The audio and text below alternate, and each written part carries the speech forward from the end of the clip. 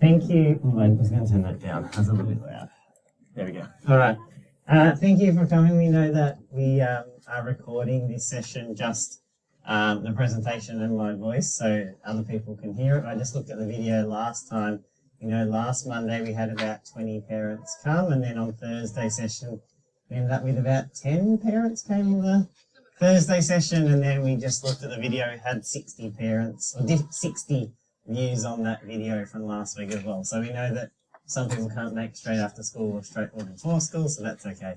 But we'll get started with tonight's session. So tonight's session is just a quick one around the sound cards. So some of you will have these. Maybe Rayana, if you want to grab yours out of your bag as well. I was looking for yours as well. So these sound cards. So at the end of each stage, so currently we've completed stage 1. And stage 1 was 8 sounds, and those are the sounds we did all last term. We are starting stage 2. When I say stage 1, stage 2, and you'll hear stage 3, 4, 5, 6 later through this year, basically it's the group of letters or sounds that these kids are learning at the time. Stage 1 sounds are the yellow sound, stage 2 are red, and so it's the way little learners structure their stuff. I know Bianca or Mrs. Walton was sending out some stuff around that as well. So these sound cards are sent out at the end of that stage. So in, in 2 weeks' time, in 1 week, end of next week, the next lot, the stage 2 sounds will be sent home. So you'll have 8 cards plus another 8 cards in 2 weeks' time. So lots more words and sounds that we can play with at home. So I'd like to acknowledge this information session is being held on the traditional lands of the Bunurong people. I'd like to pay our respects to the elders, both past, present and emerging. So tonight we'll just talk through these, have a practice with the students that are here, and then if there's any other questions, we can feel free to ask, and we can chat about anything reading decodables. Next week, I should have said, next week is looking at the text, the books that they'll start to bring home. I know some students from some classes began that today, and over the next couple of weeks, more students will start doing that as well. So basically, the first step of doing the sound cards is it's something that we do in the classroom. So I don't have it up on my whiteboard at the moment, but some students in small group learning we'll have an arrangement of the same cards, just in a little bit smaller, and we'll do the same thing as what you're doing at home. So basically the first step for our learners at home is to be able to identify the sounds. Now we know that some of them here and some of them at home may know all those sounds, and that's great. That's a good step. And we do a lot of this most days we do the word building. And basically we want them to start by just knowing each of the sounds, and those are the sounds that if they know what the sound is, it's a lot easier to blend those sounds together and make words. So obviously the further we go, the more sounds we get, the more complex the sounds, like the more sounds they need to know, and therefore the more words we can start to build. So hopefully by doing a term of stage 1, which is these ones, most sounds will be known. And it makes it a little bit easier to have to start to build the words. Now, in the little sachet plastic pocket too, you would have also had one of these lists as well. That gives you an idea of some words that we can make. It's sometimes hard. We sometimes make them up on the spot, and we realise that we make the wrong words. So, using this list here and stage 2, can I get into stage 2 one's just over there? I'll show you the difference. With the stage 2 list just behind the house there, just behind the house. There's a yeah. The other one, the red one.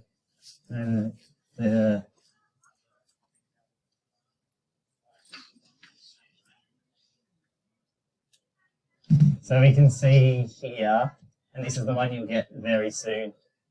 We can see here that the stage 1, there's not too many words that we can do, and obviously with stage 2, the list significantly grows on what you can do at home. That's including both this list, but includes both stage 1 and stage 2 words. Sorry, thank you. So once you've done that and just out in front, like some of you got them in an order, some of the kids might know more sounds than others. For that night, if there happens to be incorrect, feel free to say, this is if. You can say, that is, we want you to actually just tell them rather than guessing what they are. If they make an error, then we just correct it. That's what we would do in class. Rather than making them guess, if they're not sure, we just say. Once they've done that, you might then say a word. Now, on that list, it has some 2-letter, 3-letter, and the more we go, once we're in stage 6, it gets to 6 and 7-letter words. The smaller the word, the easier it is to make initially. So you might say to your child, you might say the word at. And from that list, what we want them to do is to pull down those 2 sounds. So they might pull it down and go at. And then what we want them to do is to repeat it back, either by blending it, so they might go at, or they may be able to simply read it once they've pulled it down, and we might go at. So starting with the 2-letter words is really easy, and there's a couple of them. Obviously, again, the more sounds we get, the more 2-letter words we can make. And then basically after that, it's then the ability to make a 3-letter word. So you might say make fat, and they're going to pull down each of those sounds out of their list, and then blend it and read it back to you.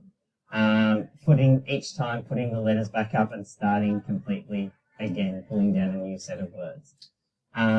So only doing that, like the 5 words I think there are in a list.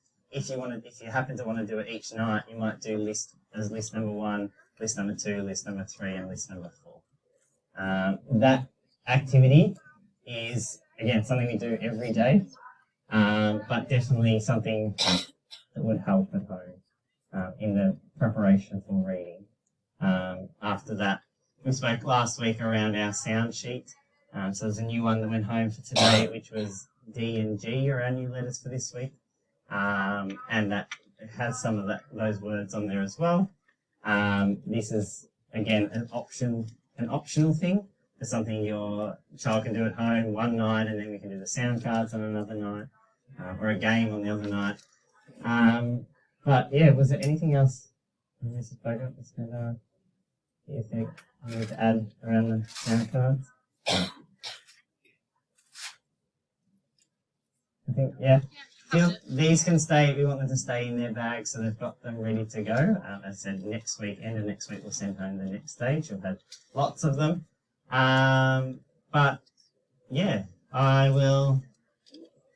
I will mention quickly. So this is what we said. So some students over here, we have a collection of stage 1, 2, 3, and all the stages for little learners. Some students will start to bring these books home. And we encourage them to change them every couple of days or every couple of reads. So if they only read the book once that week, we don't want them changing it every day. We want them changing it after 2 or 3 readings. If they only read 2 or 3 times a week, then that's weekly, and that's okay. Lots of practice, and we want them to really know what it is. The book, the decoding sheet, these sound cards can stay in their blue pouches. I'm just going to keep going.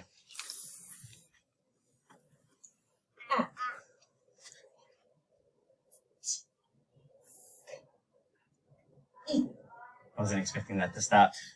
So that's what we do at home. Sorry, in the school every morning for sound practice, either with the cards or using the whiteboard.